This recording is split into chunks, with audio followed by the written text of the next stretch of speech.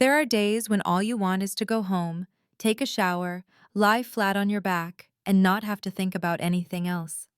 But on that fateful day, the day when the 11 years of suppressed pain inside me erupted into a massive crack, I wasn't granted that luxury. I'm Claire Anderson, 27 years old, a nurse at a large hospital in Austin, Texas. Honestly, nursing wasn't my childhood dream. But life, or more accurately, my parents, had other plans and steered me down this path. I'd been working a 12-hour shift, still in my green scrubs, reeking of antiseptic. All I could think about on the drive home was the leftover pizza in the fridge. But the moment I stepped into the kitchen, I saw my parents already seated at the dining table, as if preparing for a family tribunal. The familiar oak table, usually reserved for Thanksgiving or visits from the pastor, was now covered with pristine white papers. My father, Robert, stroked his graying mustache, while my mother, Margaret, sat with an air of authority, hands clasped tightly on the table like a judge. Nearby, my sister Lily's wheelchair sat awkwardly at the fourth spot, like a living piece of evidence in this confrontation. "Sit down," my father said, without so much as a greeting. "No, how was your shift?" Just a cold command. Reluctantly, I pulled out a chair and dropped my backpack on the floor. My heart raced as my eyes landed on the stack of papers. The printed words hit me like a slap. Caregiver agreement. I gave a weak laugh, trying to mask my panic. "What's this?" My mother leaned forward, her voice sweet but sharp as a blade. "You're going to withdraw your entire 401k, set up a care fund for Lily, and contribute $2,000 a month after that. It's the only way to secure your sister's future." I choked. $2,000 a month? Half my take-home pay. What about rent, bills, and the mountain of student loans I hadn't paid off? "I can't afford," I started. "Don't use debt as an excuse," my mother cut in, her voice like steel. "You've got $60,000 in your 401k. After taxes, that's at least $40,000. Enough to cover Lily's immediate needs." My stomach twisted, my hands trembling as they lay flat on the wooden table. I looked at Lily, hoping she'd say something, but she just stared down, her fingers fidgeting with the wheel of her chair. She didn't say a word. My father tapped his pen on the table, his voice curt. "Claire, since the accident, the responsibility has been clear. You're the reason Lily's in that wheelchair. You owe her for life. We're just putting it on paper now." The word reason stabbed at an old, scabbed-over wound. Suddenly, the room seemed to tilt, the words "responsible party" flashing repeatedly on the paper before my eyes. I wanted to scream that I was only 16 when it happened, that a child shouldn't have to carry someone else's entire life.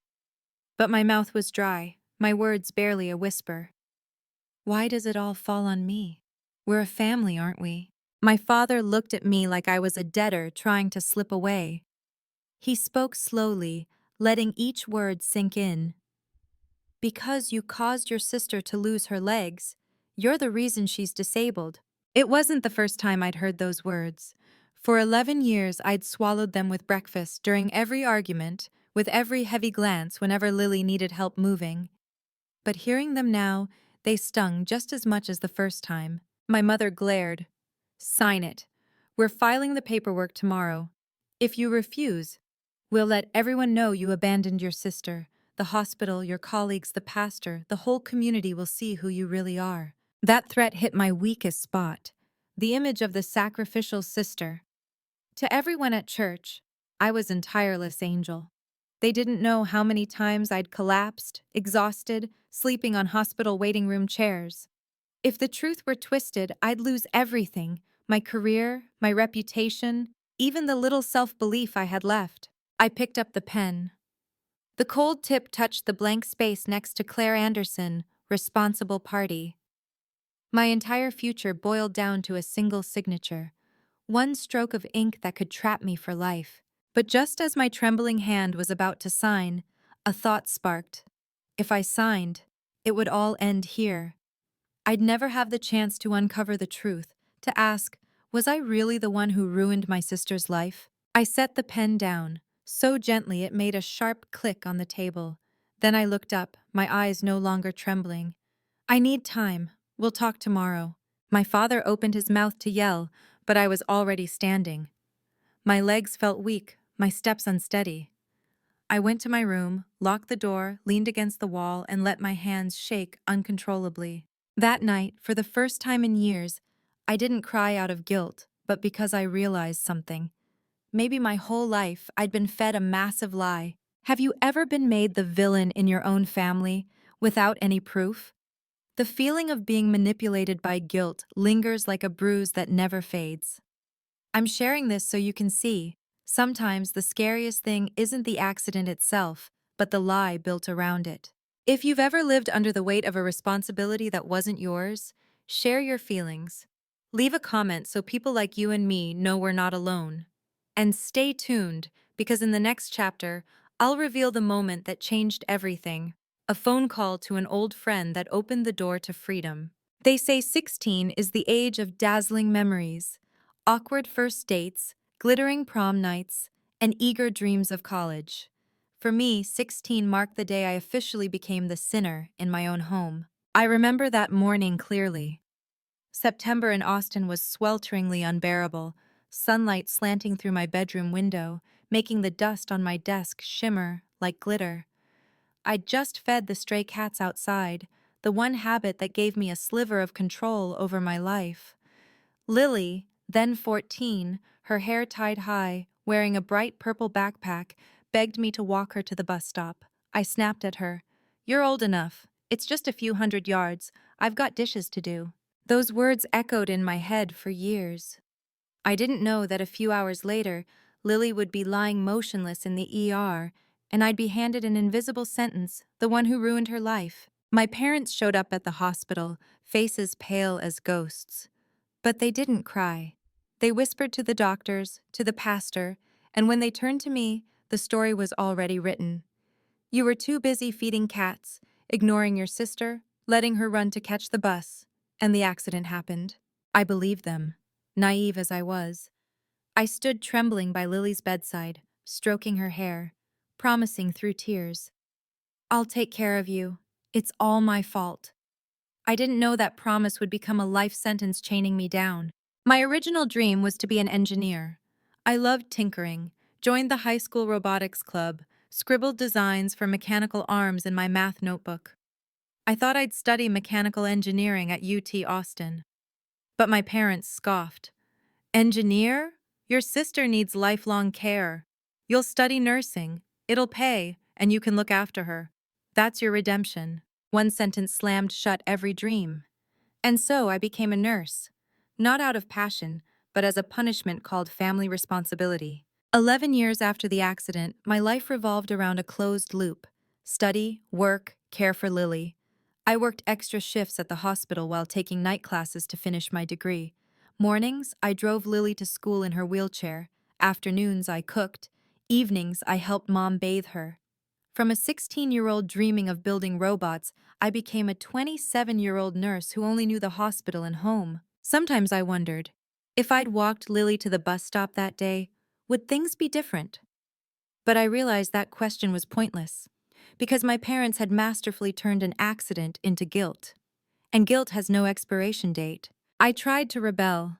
At 19, I applied for an engineering scholarship in Dallas. My mother sobbed, "You'd leave your sister to die alone?"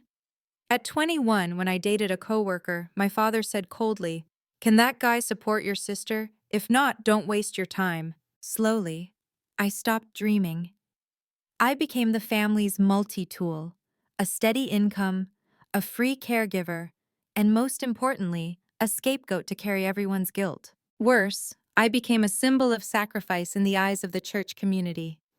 Every week, the pastor praised me from the pulpit. Claire, a shining example of selflessness, she gave up her youth to care for her disabled sister. It sounded beautiful, but to me it was a gilded shackle. I had to act devoted, gentle, never complaining, never angry, because if I sighed, someone would say, "She caused her sister's accident and still dares to complain." Truthfully, deep down, I still loved Lily. She never asked me to be her slave, but her silence, over all those years, was its own kind of complicity. She never once said, "You're not to blame." And so, I sank deeper into the darkness of guilt. Looking back, The irony is stark.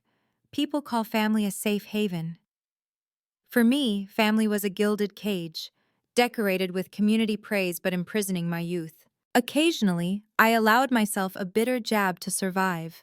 When friends complained about parents forcing them to take piano lessons or study abroad, I wanted to laugh. Oh, at least you're only forced to play a song. I've been forced to play the same tune my whole life, a soundtrack to my sister's tragedy. And so, 11 years passed. 11 years of learning to fake a smile when people praised my devotion. 11 years of swallowing tears when I looked at engineering applications I'd once craved. 11 years of burying a tiny doubt. Was I really the one who caused that accident? I always quashed that question the moment it surfaced, because doubting meant challenging my parents, the community, and I wasn't strong enough. Until last night, when they placed that caregiver agreement in front of me, that question finally broke free from my chest, forcing me to face it. 11 years living in darkness, I thought I'd grown used to the chains. But the truth is, chains never become comfortable.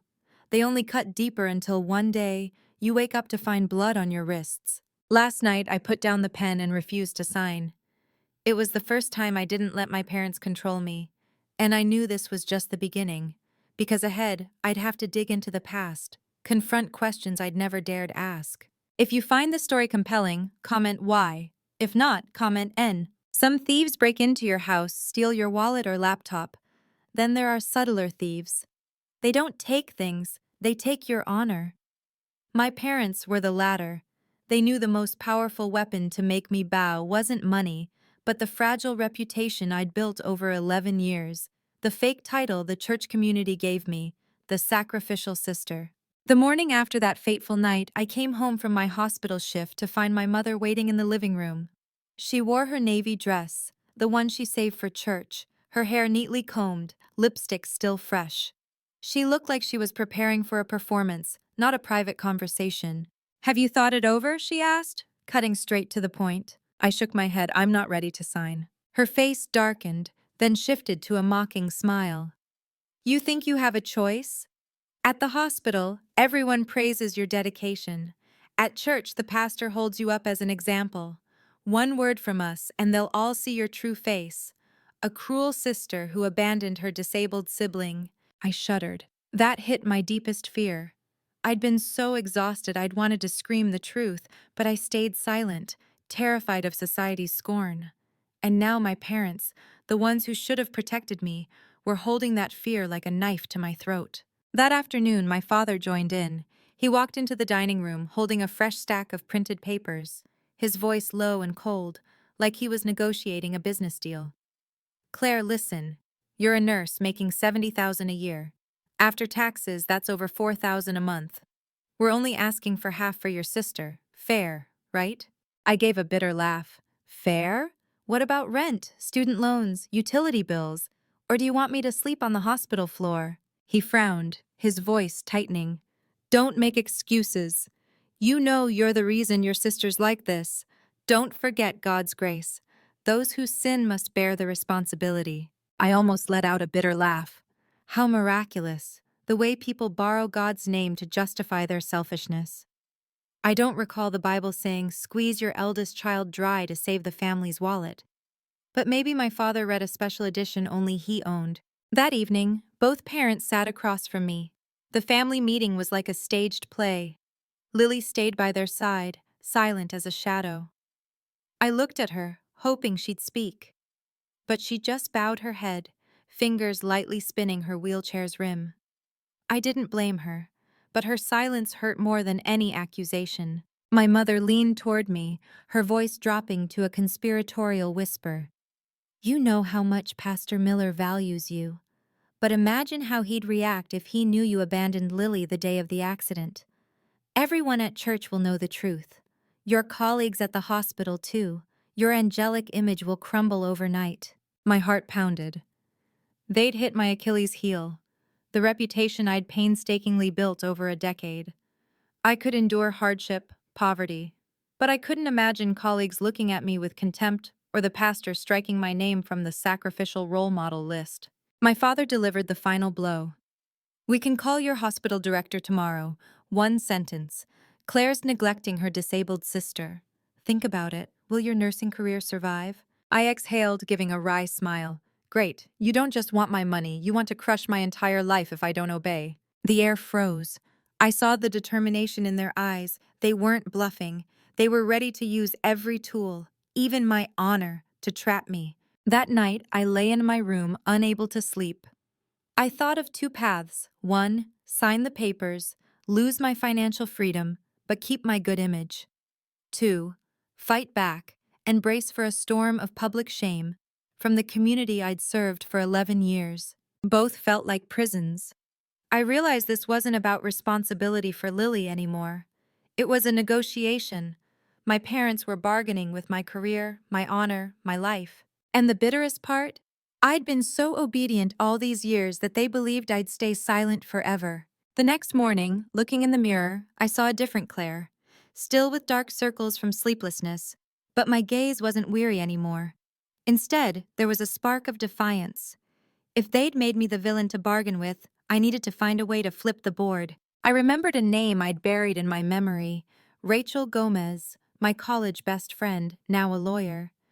We'd promised to stay in touch, but I drowned in the vortex of caring for Lily while she soared in her career. For years, I hadn't dared call. But now, sitting in that stifling room, I knew. If I didn't find an ally, I'd drown in the cage of honor my parents had built. They say when you're cornered, you discover two types of numbers in your phone. Those you saved for show, and those that can save your life.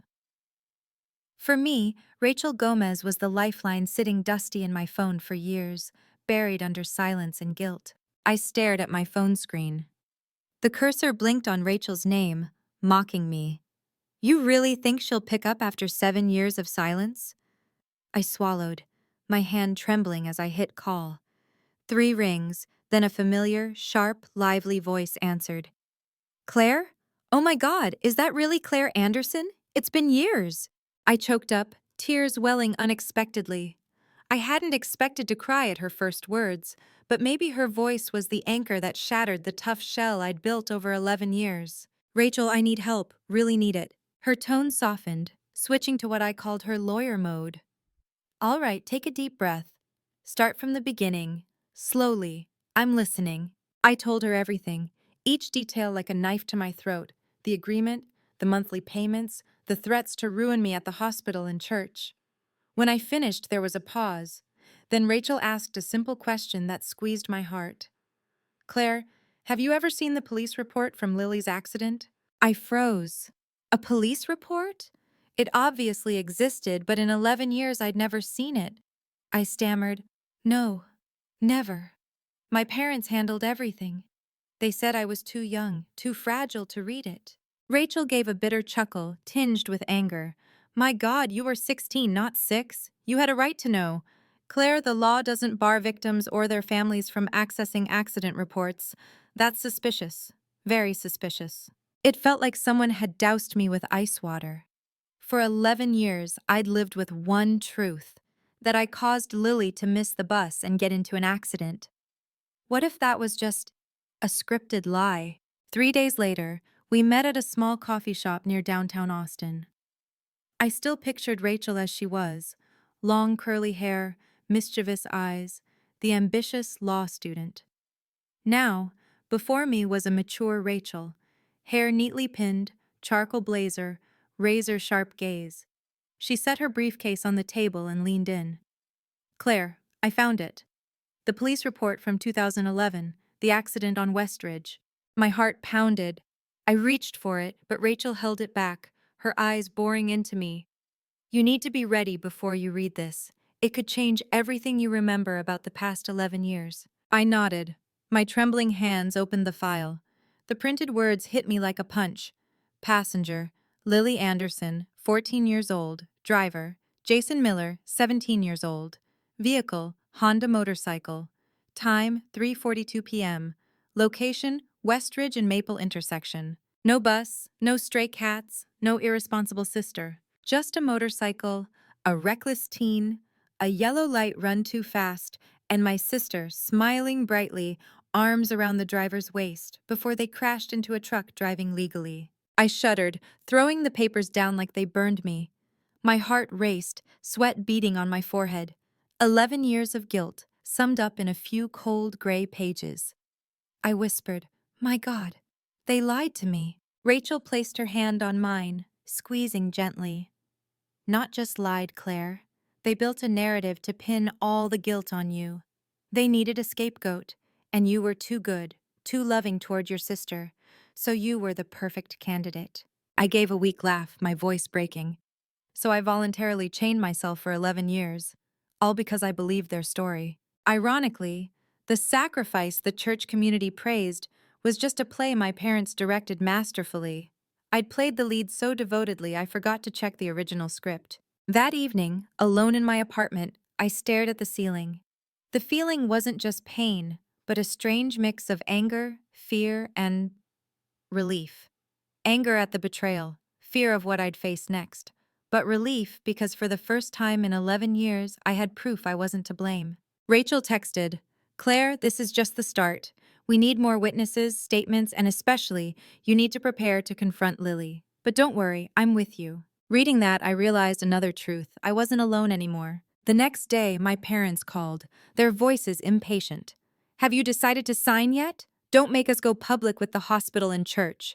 I looked at the police report on my table, smiling, not a trembling smile, but one with newfound strength, the truth. If you want to hear more stories and struggles like mine and feel a connection, you can check out my previous videos on this channel. They say the truth will set you free, but no one mentions that before it frees you, it'll shatter you into pieces. When Rachel placed the police report on the wooden table at the coffee shop, I'd imagined every scenario.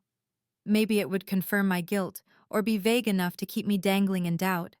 But no, it was clear, cold, ruthless, like a scalpel. Accident location, Westridge and Maple intersection, 3.8 miles from the bus stop. Driver, Jason Miller, 17 years old. Passenger, Lily Anderson, 14 years old. Cause, motorcycle ran a yellow light, collided with a truck obeying traffic signals. No cats, no missed bus, no irresponsible sister standing by. Just Lily, laughing carefree on the back of a rebel boy's bike, and one reckless moment ending in a lifelong wheelchair. My stomach churned. I ran to the cafe's bathroom, vomiting as if all those years of lies were spilling out with my bile. When I looked up, my reflection in the mirror startled me. Sunken eyes, pale face, lips still trembling. I saw myself and thought, this is the living corpse a lie has nurtured for 11 years. Rachel waited as I returned to the table. No sentimental fuss, just sliding a ginger tea toward me. That's what I always admired about her. No nonsense honesty. "See?" she said, voice restrained. "It's all there. The accident had nothing to do with a missed bus. Yet your parents built a story and forced you to live it." I gave a hollow laugh, more like a sob. How ironic. I've been the star of their family drama for 11 years, and the church audience gave me a standing ovation. Rachel leaned in. "Claire, they didn't just manipulate your emotions, they turned you into a financial tool. Do you see that?" I nodded. Memories pieced together a terrifying picture. The inheritance from Grandma for medical expenses that somehow ended up in my parents' account. The sudden complications with Lily whenever I mentioned moving out. The way my career was steered to tie me to the hospital in her wheelchair. I wasn't the devoted sister. I was a walking wallet that could cry. As I left the cafe, I drove like a sleepwalker. Austin's familiar roads felt alien, and I had to remind myself red meant stop. One question buzzed in my head. Did Lily know? If she did, her silence was a betrayal. If she didn't, she was a victim too. Both possibilities made it hard to breathe. That night, I flipped through the report in my small apartment. The black and white text felt like bruises on my skin. Painless at first, but staring long enough, they turned purple. I recalled my parents' words over 11 years. "You're an irresponsible sister. You owe her for life. God will judge those who abandon family." Now I understood. They didn't need God. They'd appointed themselves judge, jury, and executioner. The next day, Rachel came over. She placed another stack of documents on my kitchen table, bank statements, photocopies of mortgage records. Claire, I dug deeper. This isn't just emotional manipulation. There's financial fraud. There's even evidence of forged signatures on the house loan. I picked up a sheet, staring at the crooked signature. It was my name, but the stiff strokes, the heavy final flourish, it was unmistakably my father's hand. I blurted, "That's his signature. He always presses hard on the last stroke, like he's intimidating the paper itself." Rachel nodded. "The bank confirmed it's a forgery. With this, we can open a criminal case." I should have felt triumphant. But strangely, a bitterness rose. My parents, who taught me to write Anderson as a child, had used that name to cage me. As we gathered evidence, my parents struck back. One morning, I was called urgently to the hospital's HR office. The director looked at me with a mix of pity and sternness. "Claire, we received an anonymous tip that you've been stealing painkillers from the pharmacy to sell." I froze. Classic move from my parents. When cornered, they'd craft a new narrative to hit back. I nearly cried but held it together. Taking a deep breath, I said calmly, "Please check the cameras and pharmacy logs immediately. I'm ready to cooperate." 2 hours later, the accusation collapsed. Cameras showed I'd never entered the pharmacy alone outside my shifts, and the drug logs matched perfectly. The HR director sighed, looking apologetic. "Claire, I believe you, but someone's trying to smear your reputation. Be careful." I walked out, giving a wry smile. My parents thought I'd panic and sign to make amends and avoid a scandal. They didn't expect that this time I wasn't the trembling daughter anymore. That afternoon, I met Rachel and Michael to update them. Rachel slammed her hand on the table. "They know we're closing in on the truth, so they're lashing out recklessly. But Claire, you did the right thing, staying calm, not giving them leverage." Michael added, "This is what I always tell victims of manipulation. Don't react with emotion, react with evidence. Liars hate cold, hard truth." Hearing them, I realized I'd taken another step. From a puppet on strings to someone learning to fight with reason. Of course, at night, my heart still trembled. They were my parents, after all. Part of me wanted them to stop, admit their wrongs, apologize. But my mind reminded me they'd never stop unless I made them. I remembered a church service where the pastor praised me as the sacrificial sister. Back then, I swallowed my protest to save my parents' face. Now the irony hit. They were the ones who'd tarnished my honor the most. Late that night, alone in my apartment, I wrote in my journal, "Charity fund fraud, forged mortgage signatures, misusing grandma's inheritance for their debts, framing me for drug theft." 4 lines, but a catalog of sins. I stared at them, feeling both pain and something odd, like I was writing a medical report for a terminal illness. And indeed, my family was sick, with a disease called greed and deceit. Rachel called, her voice resolute. "Claire, we're almost ready for a direct confrontation, but remember, the closer we get to the truth, the more desperate and vicious they'll become. Stay strong." I smiled faintly. After 11 years of being force-fed guilt, I'm finally learning to prescribe my own medicine. It's called truth. They say a trial involves a judge, prosecutor, and defense attorney. But I learned a trial can happen in your dining room, with relatives, a pastor, and nosy neighbors who only know half the story as the jury. And the defendant, of course, was me. That day I got a text from my mother. "Come home tonight, family meeting." I knew this wasn't a meeting but a public sentencing. Stepping into the living room, the scene hit me like a staged conference. The dining table had extra chairs, bottled water neatly arranged, notepads in place. Robert, my father, wore a dark suit, standing like a supreme judge.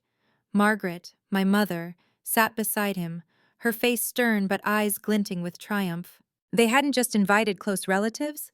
Pastor Miller and 2 church elders were there, along with a silver-haired man in an expensive suit, their private lawyer. The air was so thick I felt suffocated. For a moment, I thought I'd collapse. Robert spoke first, his voice rehearsed and grave. "Thank you all for coming. As you know, my daughter Claire has been responsible for Lily's care since the accident, but recently she's tried to shirk that duty. Today, we ask the community to witness the signing of an agreement to secure Lily's future." I was stunned. Not a word about this being a deal or agreement. In his mouth, it became a sacred duty I was dodging. Pastor Miller looked at me, his gaze heavy. Claire, I've always seen you as a model of sacrifice, but now I hear you want to back out. Is that true? I wanted to scream, "None of you know the truth!" But my throat was dry. Every eye bore into me, heavy as 1,000 stones. My mother spoke next, deftly opening a thick stack of medical bills. These are the costs for the past 6 months. If Claire doesn't contribute, what will happen to Lily? We're old. How can we manage? She painted a tragic picture and everyone nodded sympathetically. I felt like a mouse cornered by a pack of cats. Their lawyer slid the papers toward me. Just sign here. A simple legal agreement to put everyone at ease. My hand shook. I looked around, seeing relatives' accusing stares, the pastor's solemn urging, my parents waiting for their final victory. I thought I'd crumble, signed to escape this scene. But then the door opened. Rachel walked in, face calm but eyes blazing. Michael followed, carrying a bag of documents. And finally, Aunt Susan, the woman who'd been haunted for 11 years, stepped forward. I'd never seen a more dramatic moment. My parents paled. Robert shot up. "What are you doing here? This is a family matter." Rachel replied coolly. "You made it a community matter when you invited the church and a lawyer. Now Claire has the right to bring her allies." Pastor Miller looked confused, glancing back and forth. Michael set the document bag on the table, pulling out a copy of the police report. "Before Claire signs anything, please read this. It proves Lily's accident had nothing to do with Claire." The room fell silent. I saw relatives' eyes waver as they read the cold printed words. Aunt Susan, voice trembling but firm, spoke up. That day, in the hospital hallway, I heard Robert and Margaret plotting, "Blame Claire. She'll take the responsibility. Everyone will believe it." Her words rang like a bell, shattering the wall of silence. The room shook. I saw my parents' faces shift from flushed to ashen. Margaret stammered, We just wanted to protect Lily from scandal." Rachel cut in. "By destroying your eldest daughter for 11 years? No one spoke. The self-appointed jury now sat silent, heads bowed before the undeniable truth. In that moment, I realized something strange. I wasn't afraid anymore. Instead, I felt lighter, as if chains were falling off. For years, I'd been the defendant. But today, the truth made me a witness. I stood, looking straight at the pastor and relatives. "I'm not abandoning my sister. I'm just refusing to be a hostage in a lie. If you truly want to help Lily, look at the truth instead of clapping for fabrications." A heavy silence blanketed the room. I knew. My parents' castle of lies had just cracked wide open. They say the truth is a bitter pill, hard to swallow but healing. For me, that moment, the truth was a bomb placed in the family dining room, and I was the one who pulled the trigger. Rachel pulled documents from her briefcase, placing them on the table with precision. Michael set up a portable projector, its light hitting the wall once adorned with happy family photos. But this time, instead of forced smiles, the room was filled with cold text. Police report. Case number 2011, Westridge accident. I saw the self-appointed counsel, relatives, church elders, Pastor Miller, lean toward the screen. Rachel spoke clearly, no wasted words. The accident occurred at Westridge and Maple, nearly 4 miles from the bus stop. Driver, Jason Miller, 17 years old. Passenger, Lily Anderson, 14 years old. Motorcycle ran a yellow light, collided with a truck obeying signals. The room fell into a thick silence. My mother jumped up, voice shrill. "Lies! We only wanted to protect Lily from gossip." Michael calmly presented photos from the scene, Lily on the back of the motorcycle, arms around Jason. Then financial records, money from the Help Lily Fund vanishing into mortgage payments and luxury purchases. I looked around. Faces that once pointed arrows at me now shifted to shock, then anger. And then the most unexpected thing happened. Lily, my sister, whom I'd cared for 11 years, burst into tears. Her sobs broke the frozen air, shaking the room. "It's all true. That day I skipped the bus to ride with Jason. I knew Mom and Dad would never approve, so I stayed silent. I let Claire take all the blame." Her voice broke, her small shoulders trembling in her wheelchair. I looked at her, torn between pity, anger, and above all pain, knowing she'd known the truth all along and let me live in hell for 11 years. Pastor Miller placed a hand on the table, his usually kind eyes heavy with disappointment. He looked at my parents. Robert, Margaret, you deceived the entire community and made your daughter carry your guilt. This is a grave betrayal of trust. His words landed like a gavel. I saw my mother tremble, my father gripping his chair, face flushed but speechless. In that moment, I felt lighter. 11 years of weight lifted, not by an apology from my parents, but by the truth itself. I gave a bitter laugh, voice hoarse. So I sacrificed my youth, my career, my love, to be a shield for a lie even my sister knew was false. How wonderful. The room stayed silent. The pastor's eyes turned to me, filled with empathy and guilt. The relatives, once quick to judge, now avoided my gaze, as if afraid to face their own complicity. Lily looked up, eyes wet. Claire, I'm sorry. I was scared, selfish. I didn't dare stand up to Mom and Dad.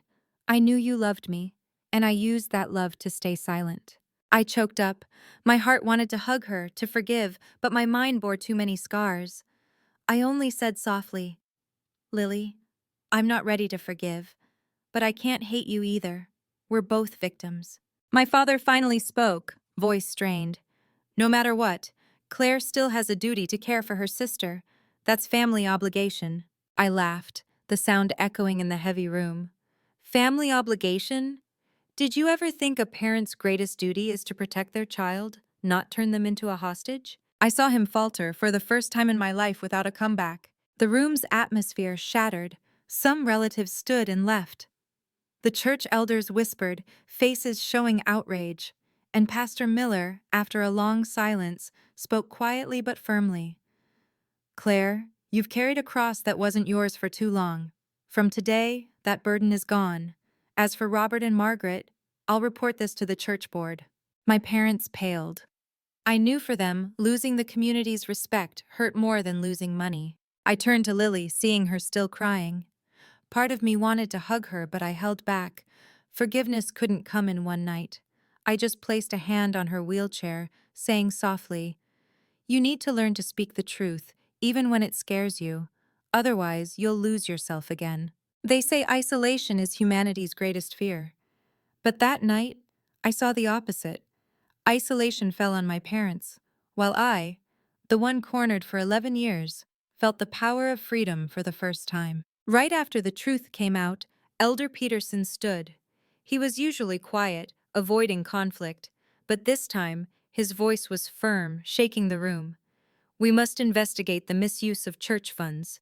The community's donations can't go to mortgages or fishing boats. His words were a hammer smashing the fake castle Robert and Margaret had built. I saw their faces pale, and relatives began murmuring. Uncle Robert, my father's brother, stood slamming the table. I donated thousands to that fund. If this is true, I'll sue. You can't ruin the family's honor. Agreement echoed around the room. Nods, angry whispers, all aimed at my parents like daggers. My mother tried to salvage it. We did everything to keep Lily safe, not for personal gain. But even Pastor Miller no longer stood with her. He looked at them, his eyes cold in a way I'd rarely seen. Safety can't be built on deceit. You betrayed our trust. That's when I knew. My parents' wall of power had collapsed. And for the first time, I stood in that room not as the accused but as someone choosing my own path. I took a deep breath and stood. My heart raced, but my voice came out strangely calm. Enough. I know everyone's angry, wanting lawsuits, punishment. But let me be clear, I don't want revenge. The room went quiet. All eyes turned to me. I continued, each word heavy. I've lived in the shadow of a lie for 11 years. I don't want to spend another second drowning in hatred. I just want one thing, freedom for me and Lily. Some sighed, some teared up. Aunt Susan wiped her eyes and Michael gave me a subtle nod. Rachel looked at me, eyes full of pride. I turned to my parents, voice tinged with irony but not harsh. You said I had to sacrifice to atone. Today, I say the opposite. I choose forgiveness, not because you deserve it, but because I deserve to be free. That forgiveness wasn't empty words. I truly felt a layer of chains fall from my heart. And the strangest thing, it didn't just free me, it softened the room. I heard murmurs. She's so strong. She's right. Hatred only prolongs pain. Pastor Miller nodded slightly, his voice warm. Claire's right. We need truth to heal, but also forgiveness to not lose ourselves. My parents stayed silent. My father looked down, hands trembling on his lap. My mother tried to sit straight, but tears streamed down her face. Maybe for the first time they saw their power vanish. And what shocked them most was that I didn't use this chance to crush them, but to let go. After that night, the news spread through the community. The church launched an investigation into the fund. Relatives vowed to cut financial ties with my parents. The image of the devout, sacrificial couple crumbled in days. Some urged me to sue to reclaim the stolen money. I just smiled. I don't need their money. I need my life back. That night, alone, I reflected. I wondered, does forgiveness mean letting go? No. I forgave to free myself, but the truth would still be exposed, and justice would do the rest. Forgiveness isn't weakness. It's my refusal to let hatred take another day of my life. I remembered Lily's eyes that night, tearful, but glinting with fragile hope. She'd been silent for 11 years, but now she had a chance to live authentically. And I, through my choice, could give her that chance. They say there's no place like home. But for me and Lily, home was never a refuge. It was a gilded prison, with the keys in our parents' hands. So when I opened the door to Lily's new apartment, it felt like witnessing a miraculous jailbreak. The apartment was on the third floor of a complex designed for people with disabilities in North Austin. Beige walls, wide hallways, lowered door handles. Most importantly, everything inside was built for a wheelchair to maneuver easily. Lily sat in the middle of the living room, eyes sparkling. I'd never seen her so radiant. Look at this, she called, wheeling herself into the kitchen. The counter's lowered. I can cook on my own. No help needed. I stood at the door, watching, choking up. For 11 years, I'd seen Lily as dependent, needing me for meals to bedtime. Now she confidently held a pan, moving with a practiced ease. I signed up for an online graphic design class, Lily said, as she set a pot of water on the stove. I want to learn to freelance. There's a forum for people with disabilities that teaches how to find clients. I think I can do it. I nodded, hiding the tear about to fall. You've always had an artistic streak. Remember when you were little, drawing all over the walls until Mom had to repaint? Lily laughed, a rare, clear sound after years. I remember, but this time I'll draw to make money, not get scolded. We sat at the small dining table, where Lily had prepared ingredients for her first dinner in the new place. She made simple pasta, but the way she chopped vegetables, seasoned, and plated carefully left me speechless. Amazing, Lily, I said, taking my first bite. I dreamed of this day, but honestly, I never thought it'd come so soon. Her eyes dimmed briefly. Me too, Claire. For years I let you do everything. I stayed silent, avoided responsibility, let you carry all the guilt. Now I see, independence isn't just living alone, it's taking responsibility for my own life. Her words gave me chills. Maybe this was the maturity I'd waited for from her all these years. After dinner, we sat on the balcony. The sunset painted the sky a warm orange. From here, we could see the community garden below where kids chased each other. Lily leaned on her wheelchair's armrest, saying softly, You know, last night I couldn't sleep. I kept thinking, can I really live on my own? Then I realized for 11 years I've been your shadow. Even if it's hard, I want to try being myself.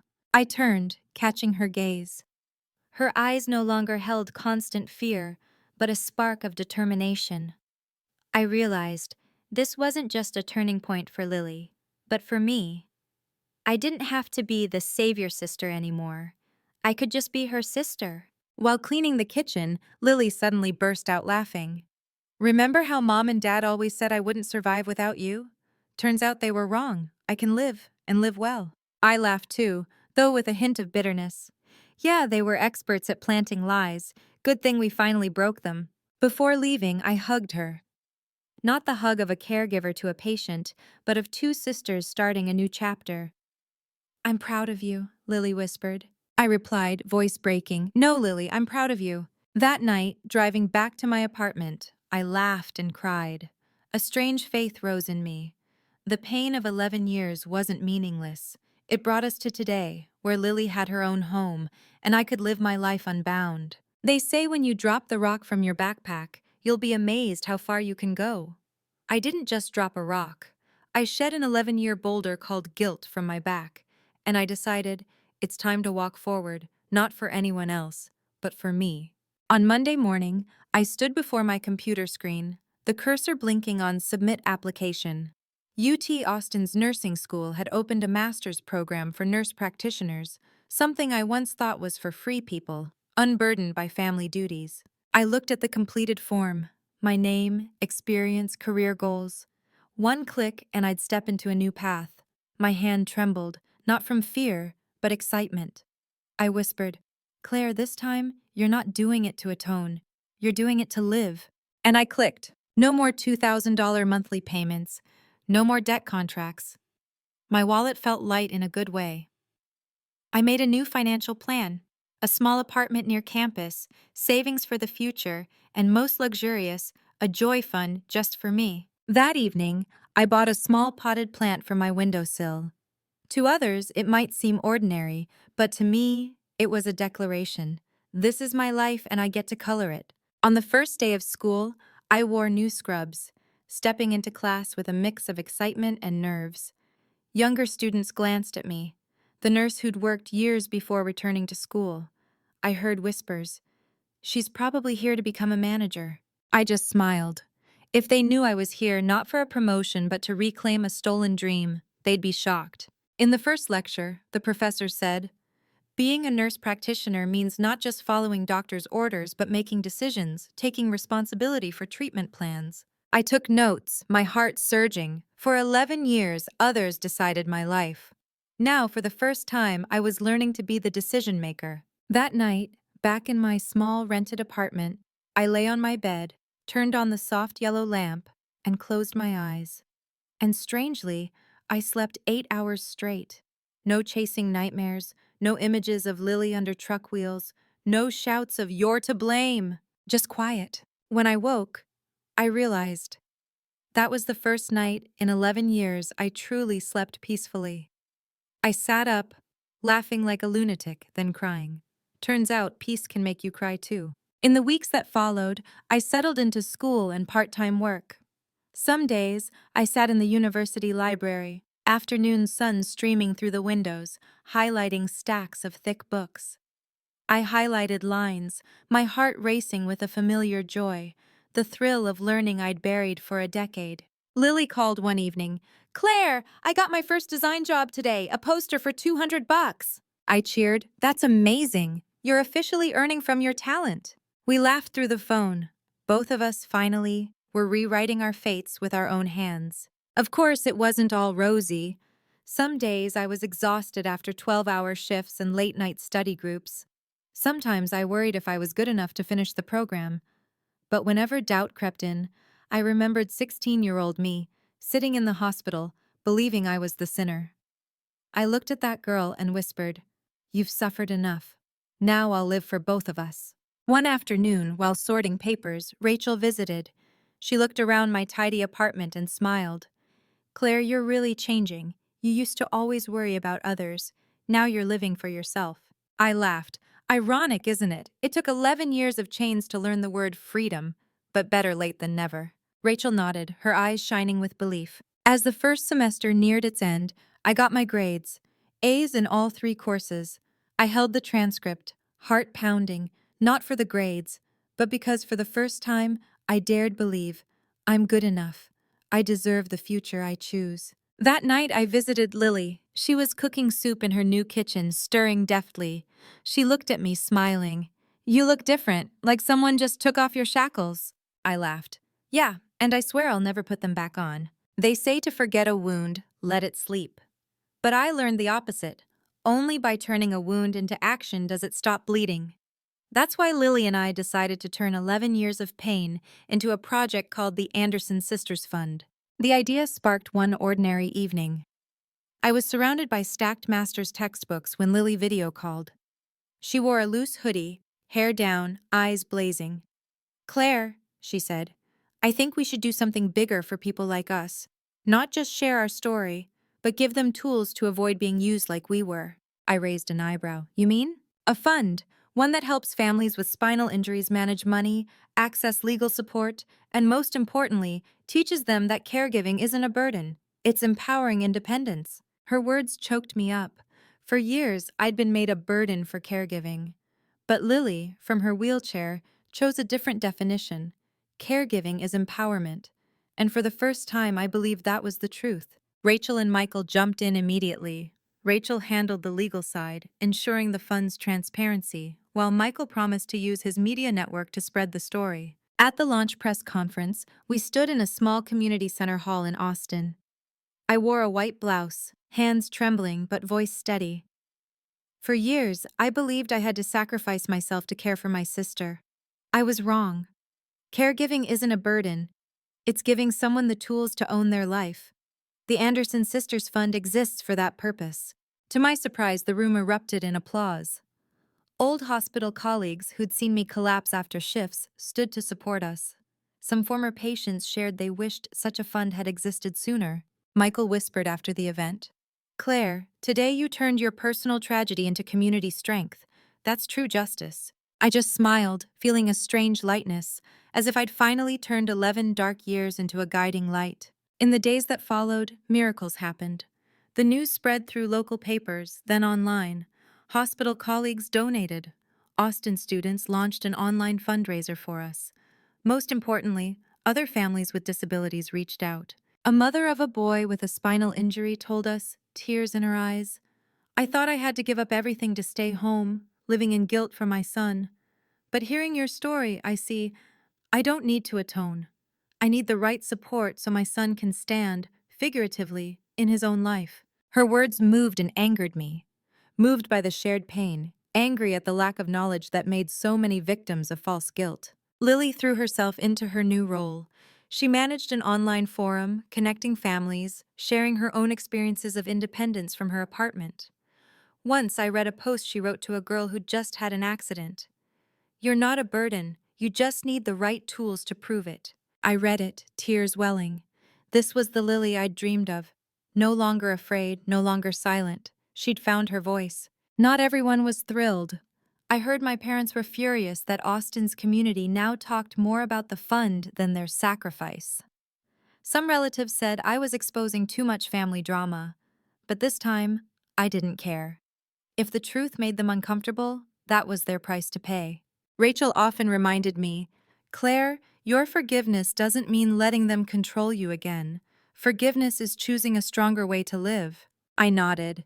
I'd forgiven, but I hadn't forgotten. And this fund was the clear line between my past and present. One late evening, after checking donation emails, Lily and I sat on her apartment's porch. Austin's air was cool, the breeze rustling the community garden below. Lily smiled, handing me a mug of hot cocoa. "See, Claire? From two victims, we've become opportunity givers. It was painful, but I think God had a reason for putting us through it." I looked at her, replying softly, "Maybe. Or we just made our own reason for the pain. Either way, you're right. We're not just victims anymore. They say time heals all wounds. I don't believe that. Time only dusts over wounds. Only when you dare peel back the dust and face the truth does healing begin." And today, a year after the reckoning, I sat in the park where I once fed stray cats, realizing my wound had finally closed. The park hadn't changed much. Oak trees still shaded it, old benches still chipped, stray cats still prowled for food. But I was different. No longer the guilt-ridden 16-year-old or the cornered 27-year-old nurse facing a debt contract. I was Claire Anderson, the woman who chose forgiveness to find freedom. Today, the park was decorated with a large banner. Anderson Sisters Fund event. Caregiving is empowerment. Plastic tables lined the paths. Food stalls filled the air with aromas. Volunteers in yellow shirts handed out flyers. And in the middle of it all, Lily sat in her wheelchair, her smile brighter than ever. She busily directed students hanging posters, her voice commanding like a leader's. I watched silently, my heart full. A year ago, she was the girl who looked down, letting others decide her life. Now she was a voice for dozens of other families with disabilities. As the event began, Rachel took the stage, introducing the fund's mission. Michael stood at the back, snapping photos. Lily and I stepped up together amid applause. Lily took the mic, her voice trembling but firm. At 14, I let fear and lies imprison my sister for 11 years. But she didn't choose revenge. She chose forgiveness. And because of that, we're truly free. The outdoor crowd fell silent, then erupted in prolonged applause. I saw people wiping tears. I took the mic, looking out at the crowd. We lost 11 years to lies. But today, we choose to live for the truth. Caregiving isn't chaining someone to guilt. It's giving them the chance to stand or roll on their own. As I finished, applause mixed with meows from somewhere. I laughed, remembering how my parents scolded me for feeding cats and causing Lily's missed bus. A small lie that ruined my youth. Now those cats were witnessing the day I reclaimed my freedom. Fate has a sense of humor. After the event, we raised over $10,000, enough to adapt apartments for 3 families on our wait list. But more importantly, I saw faces light up hearing our story. A father approached, gripping my hand. Thanks to you two, I see love doesn't mean blind sacrifice. I'll teach my daughter to be independent, not locked in a glass cage. His words moved me so much I could only nod. As night fell, Lily and I sat on the old bench where I used to leave cat food. The park's lights glowed dimly, a cool breeze blowing. Lily tilted her head, saying softly, "Claire, I know you forgave Mom and Dad, not because they deserved it, but because you didn't want hatred to bind you. Thank you." I smiled, looking at her. Forgiveness wasn't a gift for them. It was a gift for myself and for you. Because only by forgiving could we move forward. We held hands. No more chains, no more sacrificial sister role, just 2 sisters, normal, free, rewriting our own story. As I left, I looked back at the park, whispering, "Goodbye, 11 dark years. Hello, a new beginning." Maybe the biggest lesson from this story isn't how far the truth can be hidden, but the power of choice. I chose not to let hatred consume me, not to let lies keep me captive. I chose forgiveness, because only through it could Lily and I truly be free. This journey taught me that family isn't always a safe place, but genuine love and truth always have the power to heal. We can't change the past, but we can decide how to live the rest of our lives with compassion, courage, and faith in ourselves. If you're carrying a burden, remember, you have the right to set it down. You deserve to live for your own truth. Thank you for joining me through this story. If these human values resonate with you, please leave a comment, share your thoughts, and follow the channel for more emotional journeys.